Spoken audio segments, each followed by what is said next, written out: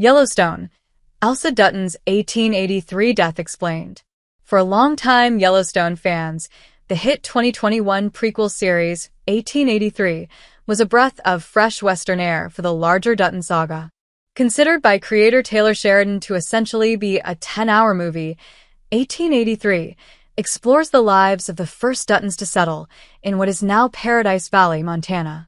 After James, Tim McGraw, and Margaret Dutton, Faith Hill, join a wagon train bound for Oregon, we knew they wouldn't quite make it there. In the penultimate episode, Racing Clouds, the settlers are attacked by a band of Lakota warriors who kill most of the travelers and mortally wound others, including the free-spirited Dutton daughter Elsa, Isabel May. Believing Elsa is going to die, the Duttons decide to pitch their tents in Montana instead. Perhaps the most important thing about 1883 is Elsa's journey in becoming a woman. As she explores the fullness that life has to offer, she both finds and loses love, fights for those she cares for, and even marries a Comanche warrior named Sam, Martin Sensmeyer. But instead of following her new husband into his war, she honors the promise made to her parents by seeing their journey through, not knowing it would end with her demise. In the finale, "This is not your heaven," Elsa succumbs to her wounds while resting in her father's arms. Yet, this is not the end for Elsa.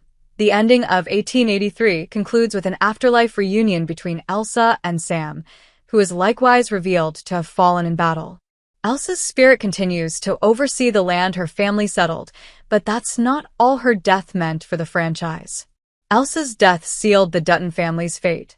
While Elsa's death is meant to paint a harrowing picture of the Oregon Trail and show how commonplace premature deaths were in this time, that's not all it accomplishes. Sure, the Yellowstone prequel ends on some pretty heartbreaking notes, but 1883 had to end the way it did. Had Elsa not died in Paradise Valley, the Duttons would have never settled in Montana. But more than that, a prophetic promise would have never been made by James Dutton with the crow elder-spotted eagle, Graham Greene, one that would inform the direction of the rest of the Yellowstone universe. In the 1883 finale, Spotted Eagle allows James and his family to settle the land, as the Dutton patriarch refuses to bury Elsa and then leave her. However, he notes that in 7 generations, his people would rise up and take back the land from them, an agreement James accepts. In this way, the events of 1883 are paramount to understanding the controversial ending of Yellowstone. After John Dutton's Kevin Costner death, his children, Case, Luke Grimes, and Beth Kelly Riley, discover that the only way to save their ancestral land from being turned into an airport is to preserve it. Thus, it is sold to the Broken Rock Indian Reservation after Case makes a deal with Chief Thomas Rainwater, Gil Birmingham, an event long foretold by the Crow people. While Yellowstone's finale left us with several loose ends, this was one thing that Life is a Promise did impressively well, bringing the Dutton saga full circle, and it would have been impossible without Elsa's death.